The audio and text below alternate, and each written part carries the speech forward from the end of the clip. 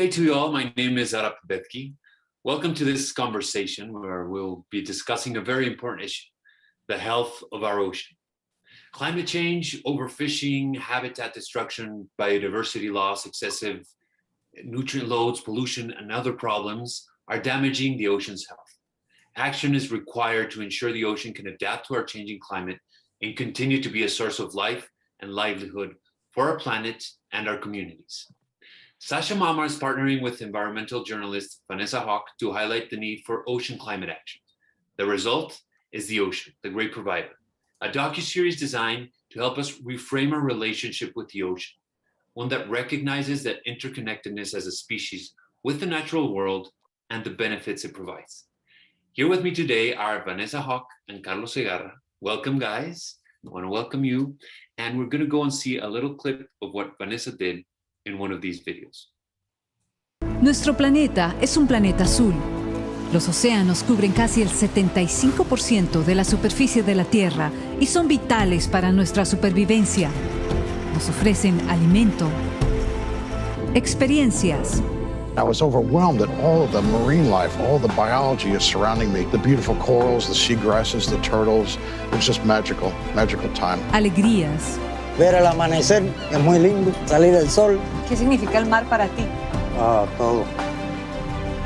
Es la vida. Y son la fuente de ingresos de millones de personas en el mundo. Todo lo que es proteína viene del mar. La langosta, el pescado, cangrejo, camarón, scallops, mozzos, clams. Todos dependemos del océano. Él nos proporciona la mitad del oxígeno que respiramos, absorbe 50 veces más dióxido de carbono que nuestra atmósfera y da vida al 80% de los seres vivos del planeta. Creo que hasta ahora nadie ha mostrado la realidad al 100% de que los tiburones no son lo que nosotros creemos, que nos han hecho creer hace mucho. La meta es proteger el 30% del océano para el año 2030 y muchos ya están trabajando en ello. And our mission is to save the ocean one reef at a time. We really focus on creating artificial reefs that provide habitat for fish. Saben que un océano saludable nos beneficia a todos. Me gusta enseñar de que los tiburones no son estos animales que quieren comerse a la gente. Nos brinda espacios de conexión, sanación y bienestar en familia. También impulsa la producción de alimentos en el mundo y salvaguarda la vida marina. Todo mientras reduce las emisiones de carbono que están calentando el planeta. Hoy tenemos todo para lograrlo: la tecnología, la ciencia, los recursos. Solo nos falta el compromiso de personas como tú y como yo. Mi nombre es Vanessa Hauc y hoy los invito a acompañarme en un viaje en busca de esas historias para quienes el océano es el gran proveedor.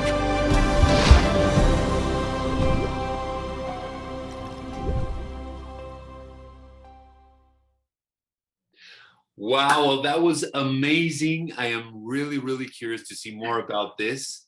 I'm very happy to have a first sneak peek at this great project. Carlos, why is ocean climate so urgent? And can you talk to us a little bit about what the 30 by 30 International Initiative is? Yes, definitely. Well, this is such an important question, Arap. I think between what is happening with biodiversity loss and climate change, we're really pushing our oceans to the extremes, right? And by doing that, we're really affecting our own life support system.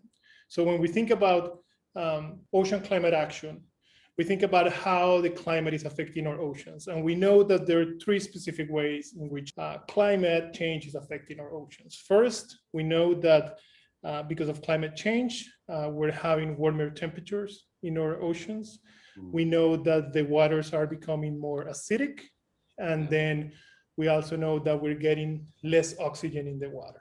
This is all due to climate change, and this results on pretty intense and on hard repercussions to our communities and to our natural world. For example, when we talk about warming temperatures, we know that warm water expands more. So by expanding more, then we're talking about sea level rise. So our sea level is rising, and we're getting more flooding, not only in our coastal communities, but also in our natural ecosystems. And then we also know that warming temperatures cause what we call coral bleaching. And basically what that is, and this is super important, is that because of the warming of the temperatures, the algae that live within the corals they don't like that. So they leave the coral, and they leave the coral there to die because they're essential for their life support for the coral. They provide food for it. So when they leave, then the coral end up bleaching out, they lost their color and they die. And by doing that, it affects all the reefs, which are home of most of the over 80% of the large fish that we have are nurtured in these reefs worldwide. So that is just warming of the temperatures. But then we also, as I mentioned, we're talking about ocean acidification. Basically, because we have more pollution in the air, the ocean is acting like a buffer. It's absorbing all this pollution, this carbon dioxide, and it's changing the chemistry of the water. And what that is doing, it is changing from basic to acidic, and that is affecting the chemicals that some of the animals use to produce their shells, among them corals. And a lot of the primary producers that we call, which are basically all the animals that support the entire food chain in the ocean, are affected by this. So when we talk about ocean climate action, this is probably one of the biggest impact on our oceans, the fact that the chemistry in the water is changing. And the good thing is that now we are really seeing that we cannot talk about this in different ways. We cannot say climate change is an issue here, and then ocean health is another issue that we need to deal with. We need to tackle those issues together and find ways to really help our planet bounce back from what is happening right now. So that is why it is so important that when we talk about climate change, we start talking about ocean health as well and biodiversity, because pretty much it's all linked together. So that's one part of the answer, a little bit long. But the other part is about the 30 by 30 initiative, which is what we're trying to do here. And basically, this is one of the solutions that we're supporting that says 30% of the land and the ocean needs to be protected by 2030. And what we're doing by doing that is we're really allowing our planet to heal, or oceans, or mountains, or jungles, or forests to really take the time to regenerate itself, because nature is super powerful and super resilient. So if you give the space to nature to heal and to bounce back, it will definitely will. So this is the effort, an international effort to make sure that that happens. And this is the effort under which this campaign is being launched. Great. So it's so interesting that you said how ocean climate action is interrelated with planetary climate action, and the solution is also a planetary solution. It's not only about the oceans and the coast, but it's about all the land, and not only about one country in specific, but about every country and every person chipping in and helping about this. Vanessa, I know you've been a long time Florida resident, so can you talk to us a little bit about how important the ocean is for a state like Florida? Thank you, Rap. First of all, I want to say thank you for being with us. We love to have you. You're such a powerful voice, and thank you. Partner with you in this campaign. Yes, I've been a Florida resident for the past 19 years, and I have to tell you that the ocean is extremely important for the state of Florida. Florida is one of the top travel destinations on the world. So tourism is the main economic driver of the state. It's not a surprise. We depend on healthy and beautiful oceans for our economic well-being. And if you think about it, on average, we have 120 million people, tourists, that come to the Sunshine State on vacation. And they stay on hotels, they eat in restaurants, they rent cars, they go diving, they go. And of course, we need a healthy ocean. We need a beautiful ocean in order to have that amount of traffic, of tourism. If we don't have a beautiful and healthy ocean, of course, our state will suffer greatly in the economic terms. 1.3 million people have jobs that are related to the tourism industry, and they contribute more than $80 billion to the GDP of the state. So this is extremely important. Florida depends greatly on the ocean. and apart, not talking so specifically about, we all depend on the ocean. I mean, like Carlos was saying, the ocean is just an amazing place where it stores a great deal of the CO2 of the carbon dioxide that we produce. So so it's definitely a partner when we talk about the fight against the climate crisis, and we need to recognize that. Yeah, I could also not imagine what would happen if sea levels rise. What would happen with Miami? So yeah, that's something to think about. But talking more specifically about this campaign, Carlos, what is the objective of the campaign of Sashamama? Yes, well, I'll say there are two objectives, and the first one, which is very specific, is to basically build support for this initiative, for 30 by 30. We need to make sure that our elected officials know that this is an issue that is important for us. So this campaign is really asking everyone to commit to protect our oceans, right? And by signing what we call an ocean oath. And basically what that is saying is that, we will do everything in our power to protect and conserve our waters, which are the ecosystems of which we all depend on. That is one piece. And the other aspect, as the name of the campaign kind of entails, is to really start helping us reframe the way that we relate, not only with our oceans, but with nature in general. When we think about the ocean as a great provider, we really need to start thinking about how we are all interconnected, not only to one another, but with nature and to all the services that it provides. Nature is just not there for us to take, but rather is a living and a breathing organism that sustains us. And the sooner that we understand that, the sooner that we will be able to really tackle this issue in a systemic way that will create the long-lasting results that we all want. Yeah, and I really like what you said about doing everything in our power.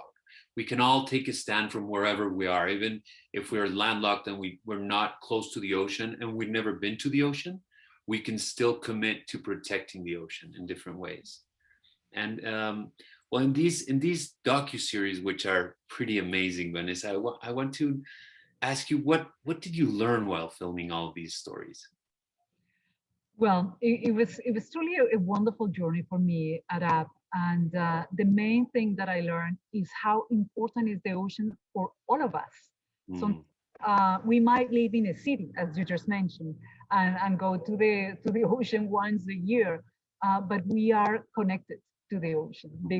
As Carlos was saying, our planet is a closed organism, and we all depend on everybody, on every ecosystem to survive.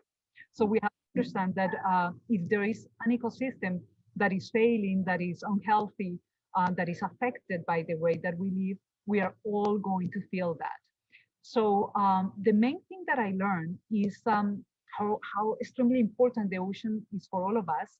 And a misconception that I have is that usually I used to do stories about protecting the ocean or cleaning the ocean, but this campaign is completely different. It's highlighting how people depend on the ocean to survive. And if you think about it that way, that the ocean regulates our global climate. I mean, they are the world's largest store of CO2. And the planet depends on the oceans for the stability of our climate. So we basically all depend on it. And I think this is an invitation really to reframe that relationship with the ocean, and that we are deeply connected, and that we can all do something, If you think, oh my God, the problem with the ocean or the problem with the planet, global warming and the climate crisis is so huge that I cannot do anything, or that my actions are not going to have an impact. But my actions count, and then your actions count, and then we all grow, and we all together we can make a huge difference. And that's the thing, that we need from everybody, from each one of us, to start doing our part in order to transition to a more healthy relationship with the planet, with our oceans.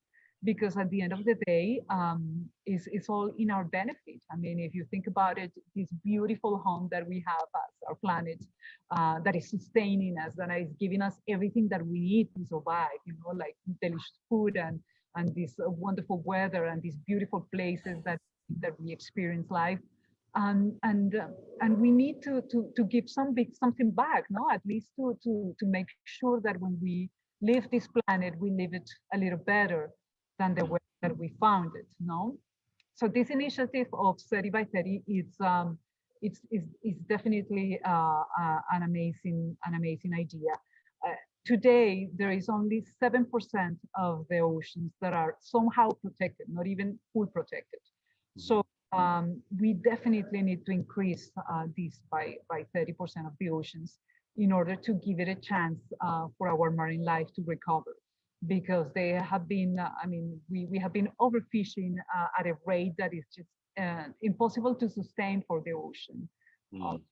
So I will definitely ask everybody to join us in this effort and to commit, to make a commitment to ourselves and to the ocean, to do everything that we can to be part of this wave of conscious, you know, because at the end of the day, that is what we're doing. We're changing our conscious to live in a more sustainable way, in a more healthier way, in a way that is more in harmony with the planet.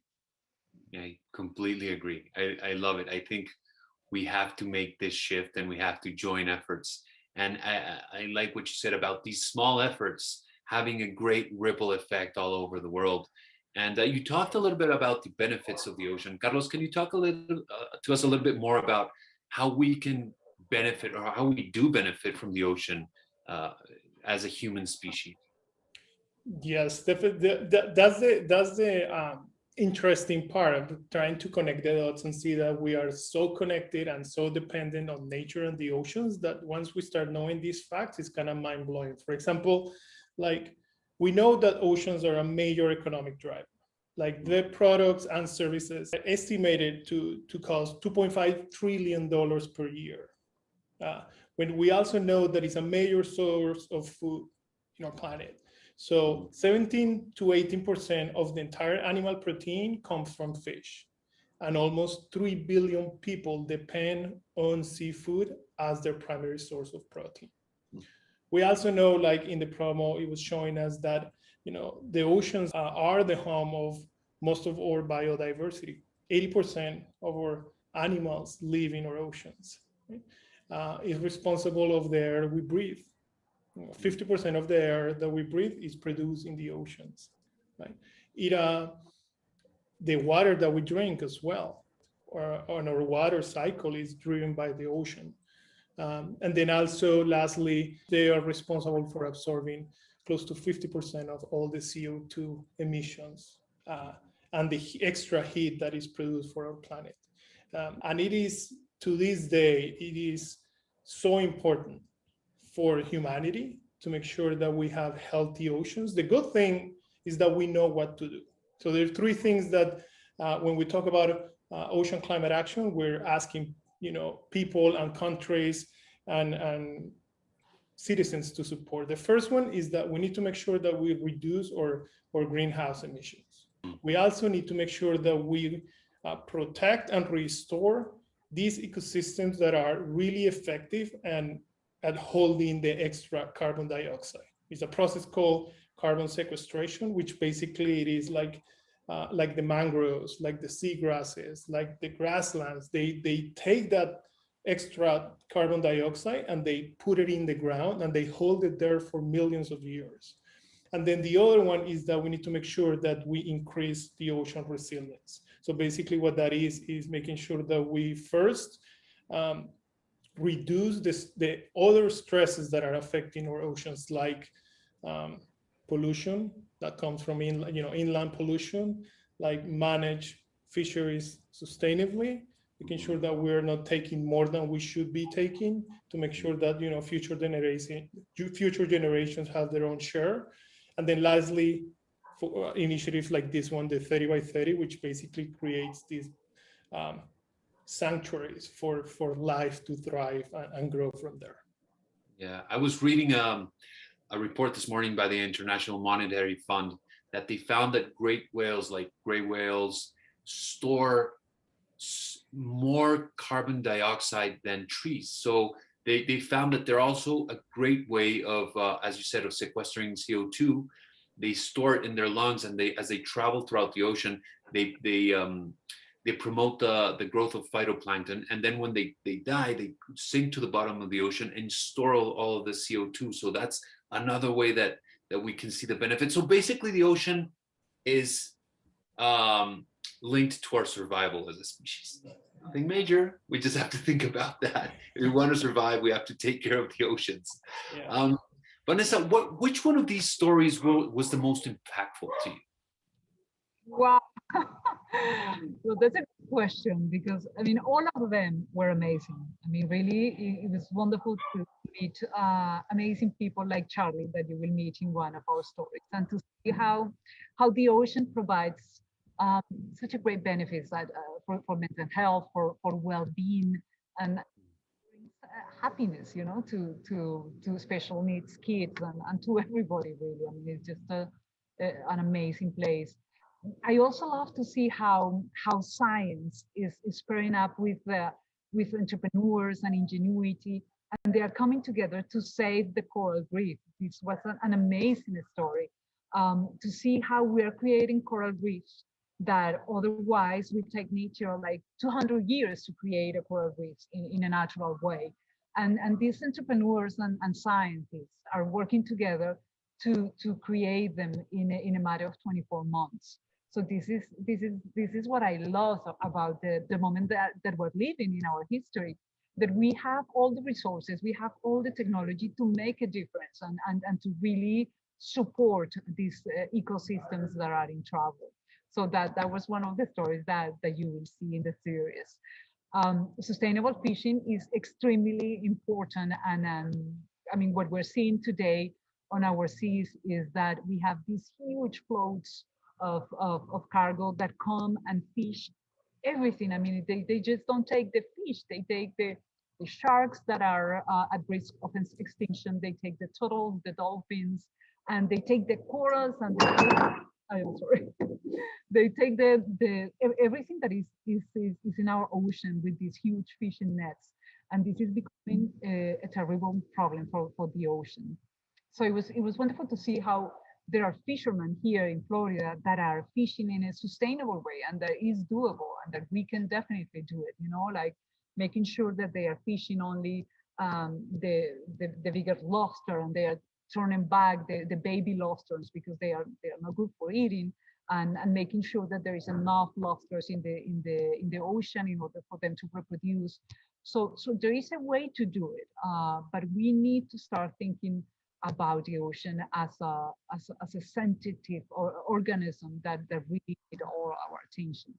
And of course, one of my favorite stories was the one that I got to swim with sharks, because I never done it before. So it was quite an experience. And with my brother, I always talk about that possibility, because I do a lot of stories for Telemundo, for Planeta Tierra, in nature.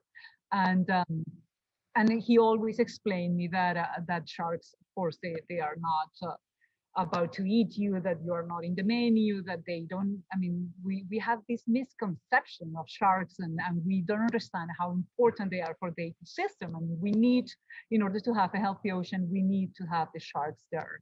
And for the first time, I had the opportunity to swim with them, and it was extraordinary, Arab. I mean, you have to see the video. It was amazing. I was very nervous because there were like 20 sharks on the ocean at the and I jumped. But at the end of the experience, it was just wonderful to see up close these amazing, remarkable animals that are that have been here for millions of years, and that have been able to live in harmony with the ocean in their ecosystem, keeping everything working perfectly. And there is so much to learn from them. And the most important message is that they are truly amazing animals that we need to protect. I mean, we need to change our view and not see them as these monsters that are about to eat us. No, not at all. I mean, they are just they're swimming and we are not on their menu at all. And they are the ones that need protection. I mean, every year we're killing 100 million sharks. I mean, this is something outrageous. We are the predators, unfortunately. So it was wonderful to jump into this journey with the ocean and see how full of gratitude we need to be with this beautiful planet that we have, that is just so unbelievable and giving us so much, and we definitely need to connect with that sense and start giving back, start to change the relationship. I'm so happy to hear you talk about sharks in that light. I'm personally I understand, because I've went diving with sharks once, and it's a very, very nerve-wracking experience. But once you're down there, you realize they're very peaceful and majestic animals. And as you said, we're the predators. We're the ones depleting the populations of sharks. And I mean, I personally, I surf a lot and I dive a lot. And I think it's easier to get, hit by a bus than to be bitten by a shark. But yeah, it's good to change this narrative that we grew up with, with so many Spielberg movies. Yes, I think so. So how was it? Probably how a responsible There's these creatures, underneath there that bite your legs. But yeah, I think one of the most important things we can do is change that narrative and understand that these animals are not out to get you, and as you said, we're not part of the menu. Carlos, can you talk to us a little bit more about how people can be a part of this effort? How can people contribute to this campaign? Yeah, well, specifically to this campaign, what we're asking for is for people to take the ocean oath. So they have to go to www.oceanthegreatprovider.org, and they will be able not only to see all these amazing stories, but then also will be able to take this ocean oath. And these will enable us to go and make sure that our elected officials know that this is an issue that is important to these individuals. So we are like a platform that will allow individuals to really raise their voices and tell them elected officials, hey, we're paying attention and we want ocean climate action for the state and for the nation. The second thing, it will be to share it. The more people that we have taken this oath, the better, the stronger the support that we're going to build, and the more actions that we will be able to create. And lastly, it will be to follow us on our social media channels, because this campaign is going to be active for the entire month. And we have not only really exciting digital activations throughout, but then also we're going to have great conversations with like you, Arad, with Maria Celeste Araras, with other ambassadors that are coming on board on this platform to help us expand this message. So there are going to be a lot of things happening. So stay tuned on our social media networks. In terms of the broader, and then Bunny, you touched upon this a little, which is basically to understand that, we have a voice, and our voice is super powerful if we are willing to really use it for the things that we believe. So by us activating our voice on these issues is probably the best tool that we have to really help our planet, nature, or oceans, and make things happen the way that we want to. Great. I love what you said. Our voice is our superpower. So raise your voice, join the campaign. Your voice will be heard through oceanthegreatprovider.org. And this way we can all unite this effort and create a healthier, more sustainable relationship with the ocean. And we can realize that we can change the narrative. We can use this to our favor. It's just a matter of changing this perspective. And I don't know, maybe we might invite someone, follows us on social platforms to dive with sharks one day with us. If they up for it, yes. So how was your experience, Arad? It was, I was, I was scared at first. It's a very easy dive because it's off the coast of Playa del Carmen, and you go on a boat and you just sink to the bottom and sit there, and the bull sharks start coming, and bull sharks are very big, and sharks, they tend to look menacing because they're predators, but you just sit there and suddenly it's a very zen experience, and you get into kind of this meditative state and just sit there and see them pass you by, and you admire the beauty of these animals, the sheer power and just perfect design that they have, and they just share the space with you. They're not after you at all, and I think that also helped me change this perspective that you can swim by a shark and it will not turn to look at you because you smell like human food. They don't like what we taste like. So I think it's great to change that perspective, and I think it's with the work of people like you guys and just spreading this message that we're going to be able to have a systemic change in our perception of the ocean and our perception of the interconnectedness of everything. So I really, really thank you. I thank you for making me a part of this. I thank you for pushing on and keeping on with this effort. I know it's sometimes not easy, but I feel as if we are part of a green wave, that more and more people are becoming aware of this. So I really think that Ocean the Great Provider is going to be a great way to raise our voices and promote this message.